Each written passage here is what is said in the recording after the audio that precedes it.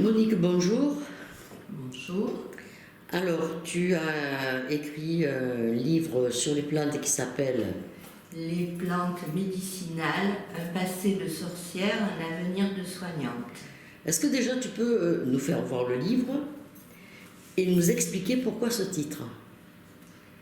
Alors, le titre, un passé de sorcière, parce que j'ai fait une analyse sur moi-même qui m'a appris, par rapport aux pathologies que j'ai développées, qui m'a appris que j'étais une sorcière, notamment j'ai eu une sclérodermie et d'ailleurs voilà les doigts violets.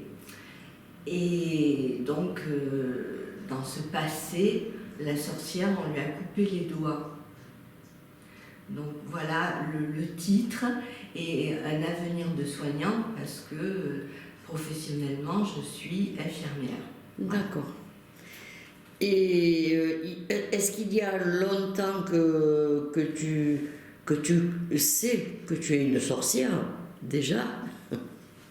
Tu l'as toujours su ou c'est venu au fil des je années? l'ai su c'est récent, il n'y a même pas un an. Voilà. D'accord. Et c'est ton premier livre? C'est mon premier livre. Je fais quelques écrits pour une association. Donc je décris les plantes sous forme d'acrostiches. D'accord. Donc des plantes, tu en connais beaucoup pour avoir parcouru et lu ton livre. Hein. Tu y mêles pas que la plante médicinale, mais aussi tu complètes tes... Alors je complète parce que pour moi c'est un tout. Donc il y a aussi l'impact psycho-émotionnel que la plante peut donner à la personne et le symbolisme aussi. Voilà, j'ai voulu faire un livre qui soit, on ne parle pas que des indications médicinales, voilà, j'ai voulu élargir le champ de recherche. Ou en cuisine, parce qu'il y en a quelques-unes qui servent... Voilà, qui servent en cuisine, mais je ne donne pas de recettes. Je n'ai pas voulu donner de recettes dans ce livre parce que pour moi, quand je donne un conseil en phytoaromathérapie, j'ai besoin de connaître les antécédents de la personne, les médicaments qu'elle prend, parce que donner une plante, c'est pas toujours évident. Il peut y avoir des contre-indications par rapport au traitement, etc. Donc, pour moi, je n'ai pas voulu donner de recettes. Je donne les indications, mais je ne donne pas de recettes. Les contre-indications aussi, j'en parle. Voilà. Toutes ces plantes qu'on trouve dans ton livre, tu les connais toutes ou il y en a que tu as jamais vues? Alors, il y en a que je n'ai jamais vues, notamment les plantes toxiques, parce que bon, souvent les plantes toxiques, elles poussent un peu en hauteur, enfin dans les montagnes. Bon, ici, il n'y en a pas, voilà. Et tu as fait tes recherches combien de temps? Combien t'a fallu pour toutes ces recherches? Parce que ce livre est très structuré et a énormément de descriptifs. Oui, les recherches, enfin, j'ai mis l'écriture de ce livre à profit avec la crise du Covid. Donc, c'est là que je l'ai écrit. Et j'ai fait des recherches, bon bien sûr j'ai beaucoup de livres sur les plantes, j'ai fait des recherches internet, voilà. Tu as des plantes dans ton jardin? Oui, j'ai des plantes, des aromatiques. Alors on a parlé de la bourrache tout à l'heure. Oui. Tu as de la bourrache dans ton jardin? J'ai de la bourrache, et d'ailleurs c'est très joli parce que bon, c'est des fleurs bleues et ça pousse, je l'arrache et ça pousse avec le vent et c'est vraiment, j'ai aussi de la rue, qui est une plante toxique. J'ai bon, évidemment le thym, le romarin, l'olivier. L'olivier, oui. Ouais. Moi je prends beaucoup d'olivier mélangé. Le chêne. Avec des fleurs d'hibiscus et des feuilles de cassis. Ouais. D'ailleurs, les illustrations, bon, il y a très peu d'illustrations dans le livre, mais les illustrations qu'on peut trouver, le chêne, le coquelicot, ça a été pris dans mon jardin. D'accord, d'accord. Donc il t'a fallu, tu nous as dit, tu as commencé pendant le confinement, il t'a vraiment fallu les 2-3 ans pour... mais tu en avais envie depuis quand de le sortir, ce livre? Alors, ça m'a toujours... D'abord, j'aime écrire. J'aime écrire et je me suis dit, pourquoi pas écrire sur les plantes médicinales, un sujet qui me passionne. Et tu aimes les plantes? Oui, j'aime les plantes. Parce que pour moi, regarder une plante, c'est déjà apprendre beaucoup. Alors quand tu dis c'est déjà apprendre beaucoup, c'est-à-dire que au moment où tu la vois, qu'est-ce qui se passe? Il y a une relation, je ne sais pas, une sensation, une relation. Et il y a plein de sentiments que pas tout le monde a cette capacité de ressentir. Oui, je pense, enfin, je pense. Toi, tu le ressens. Oui.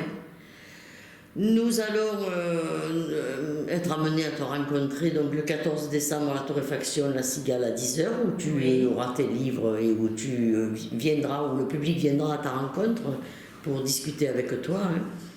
Et puis, j'espère qu'il y aura beaucoup de monde, mais j'en doute pas vraiment.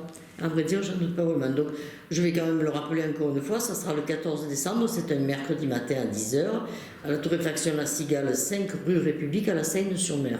La Seine-sur-Mer, tu es d'une famille seinoise de longue date. Famille seinoise, je suis née à la clinique de la Seine. À la clinique des Chantiers. Des Chantiers, oui, à la clinique des Chantiers. Donc j'ai vécu toujours à la Seine. Mes parents sont d'une vieille famille sénoise qui habitait le quartier de Balaguier, qui étaient des pêcheurs, des mythiculteurs, et mon grand-oncle était le Marius, le restaurateur du Père Louis. Donc, nous parlons bien d'un temps que les moins de 20 ans ne peuvent pas connaître, c'est ça? Tout à fait. Si tu avais quelque chose à rajouter sur ton livre, que tu aurais envie de dire et que j'aurais oublié la question, ou est-ce qu'il y a quelque chose qui te... Alors, je pense que, d'abord, oui, je voudrais rajouter que l'illustration de la page de couverture a été faite par un peintre sénois. Ça représente un bouquet de violettes peint sur un vinyle. D'accord. Donc c'est un peintre sénois qui a pu avoir le nom ou pas? Alain Nonne. D'accord. Voilà, qui a été aussi surveillant au Mariste. Hein, voilà. Donc... Toi, ta carrière, tu l'as faite... Alors, moi, ma carrière, je l'ai faite à l'hôpital. Je suis une infirmière hospitalière. Je n'ai jamais fait de libéral. J'ai fait que de l'hôpital, notamment des services de médecine. Je n'ai jamais fait de chirurgie. J'ai fait de la médecine, j'ai fait de la coronarographie, de la cardio, et j'ai fini en réanimation cardiaque. Voilà. D'accord.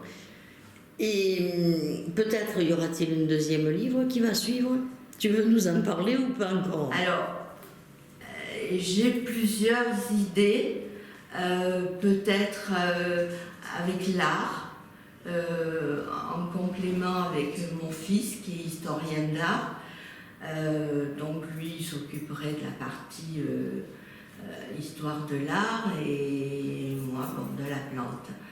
Après, j'ai aussi les fleurs, parler que des fleurs.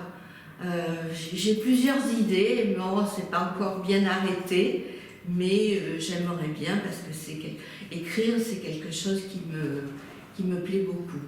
Et parce que j'y mets mon ressenti, quand je parle des plantes, je dis aussi, ça me rappelle des souvenirs. Par exemple, quand j'ai parlé de l'amandier, j'ai parlé que dans le jardin familial, on avait un amandier et on jouait à Philippines avec mes cousins.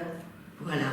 Je ne sais pas si les gens savent encore ce qu'est Philippines. Alors, Philippines, c'est... il fallait trouver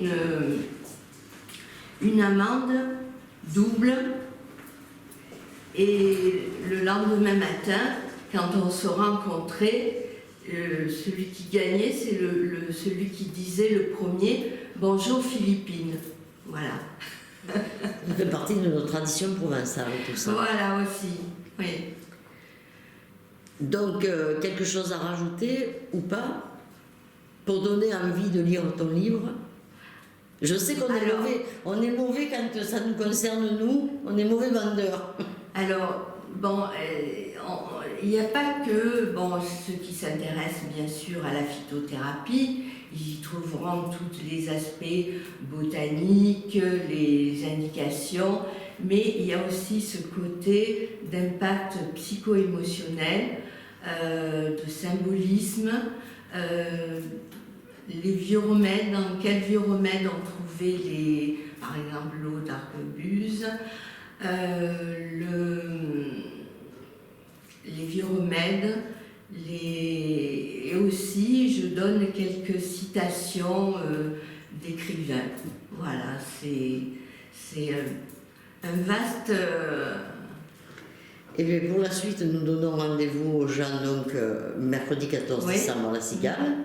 Et puis, écoute, à part ça, on peut le trouver où ton livre pour les gens qui ne pourraient pas venir à la Cigale? On peut le commander à Charlemagne ou... Charlemagne, il y en a à disposition. Mais, comme je l'ai écrit à compte d'auteur, c'est moi qui le vends. Alors, soit on me contacte... Est-ce que tu veux donner un téléphone ou pas? Oui. Vas-y alors. 06 67 15 03 73. Et je me ferai un plaisir de vous l'amener. Merci Monique.